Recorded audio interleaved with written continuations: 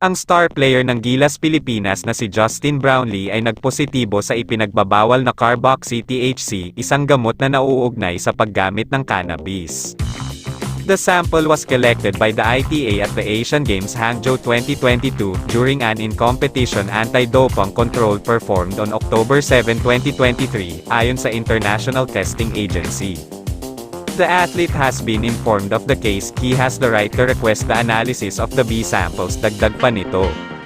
Matatanda ang nasungkit ng Gilas ang gintong medalya sa 19th Asian Games matapos talunin ang Jordan. Sinabi rin ng ITA na ang basketball player ng Jordan na si Sammy Bizay ay nagpositibo sa ipinagbabawal na steroid.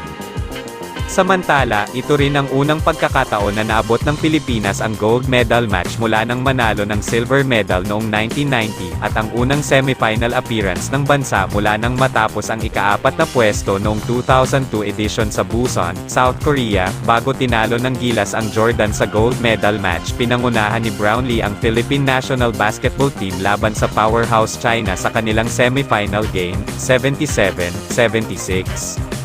Malaki rin ang naging papel ni Brownlee nang talunin ng Gilas ang Iran, 84-83, bumuga siya ng 36 points, 16 sa mga ito ay ibinagsak niya sa unang quarter, na may 8 rebounds at 4 na assists.